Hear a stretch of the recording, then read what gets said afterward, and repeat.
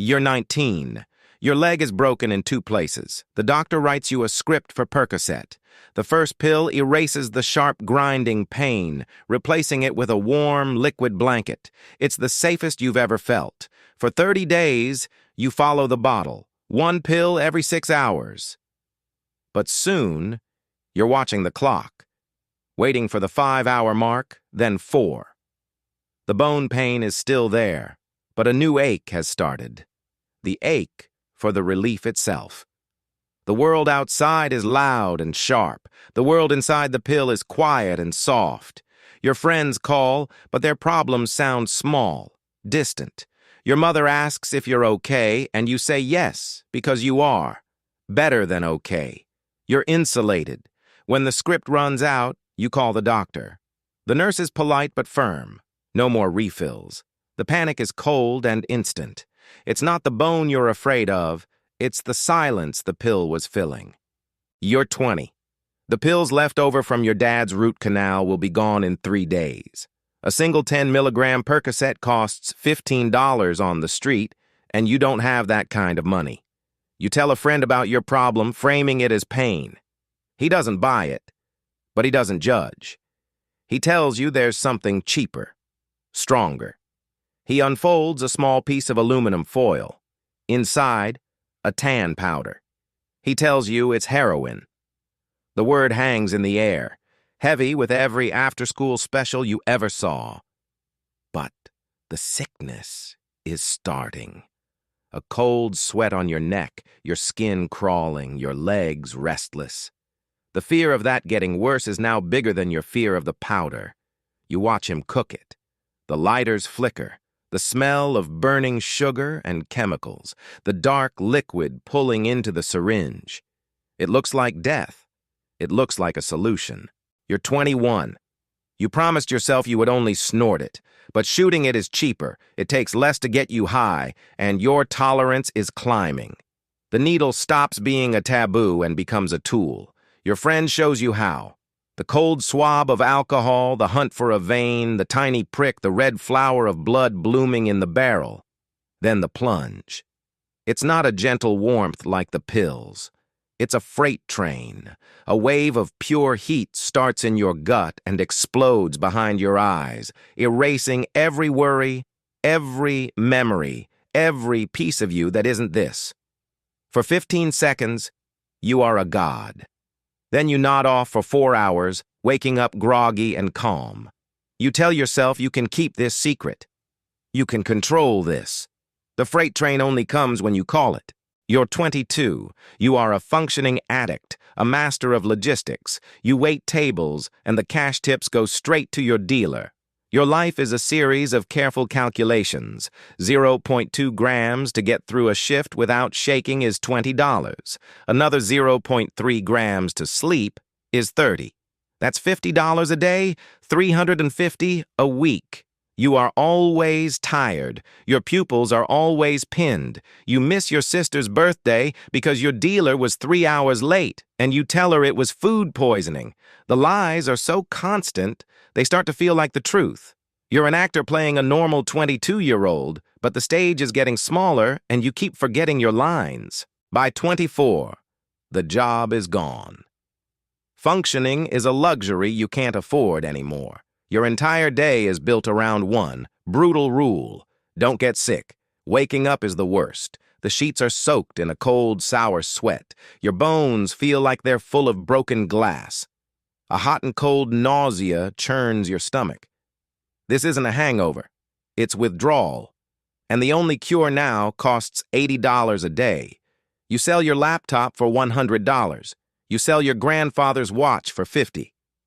The shame burns for a second, but the pain is a fire that eats everything else. You call your parents for money, telling them it's for rent. The lie tastes like ash, but you say it. The relief in your gut when they say yes feels almost as good as the high.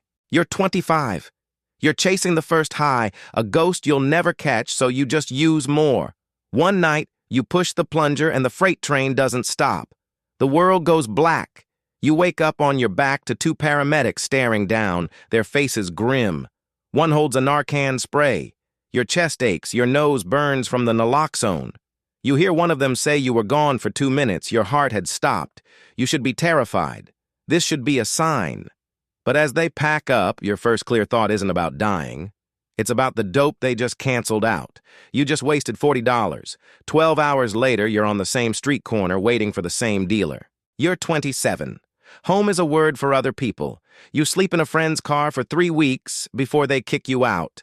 You last a month in a shelter before you're caught with paraphernalia. Now, you sleep where you can. Your body is a map of your choices. Your arms are scarred with tracks, and collapsed veins force you to use your hands, your feet, your neck. You have an abscess on your leg, a hot swollen infection the size of a golf ball. You know you need a hospital, but you're afraid they'll call the cops. So you lance it yourself with a dirty razor in a gas station bathroom. The pain is blinding. You stare at the gaunt gray face in the cracked mirror, and you don't know who it is. You've become a ghost in a world that looks right through you. At 28, you get sloppy. You steal $60 worth of steak from a grocery store, and the security guard is waiting for you outside. The arrest is quiet, humiliating. The worst part isn't the cuffs, it's the boredom and the certainty of withdrawal. In the county jail, there is no tapering off. Only the cold concrete floor of the drunk tank. For 72 hours, you are in hell. You vomit until there's only yellow bile. Every muscle spasms. You can't sleep. The fluorescent lights buzz, always on. Other inmates watch with a mix of pity and contempt. They've seen this 100 times. It's the price of the ticket. On day 3, a public defender gives you a choice: 90 days in jail or 180 in a state-funded rehab. For the first time in years, you choose the thing that might not kill you. You're 29. You are clean. For 92 days, you've slept in a bed, eaten 3 meals a day, and put on 15 pounds. You learn a new vocabulary: triggers, coping mechanisms, gratitude. You sit on plastic chairs in fluorescent-lit rooms, drinking burnt coffee and listening to stories that sound exactly like yours.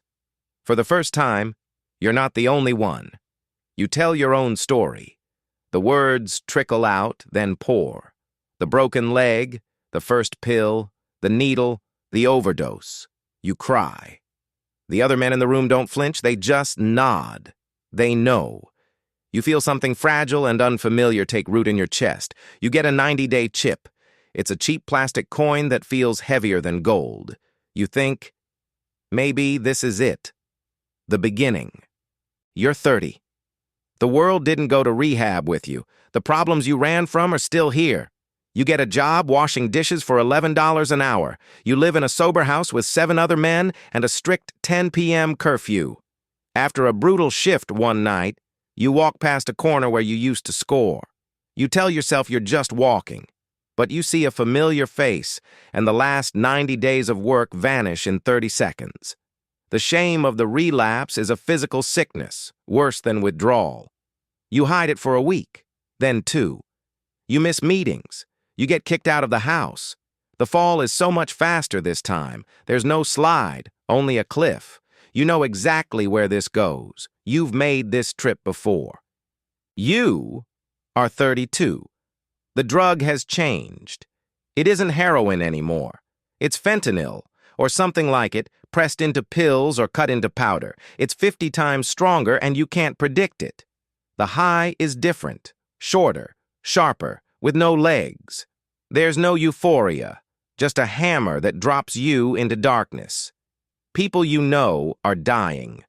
4 from your circle this year alone. You learn to use with someone else, to carry Narcan. It's a grim battlefield triage.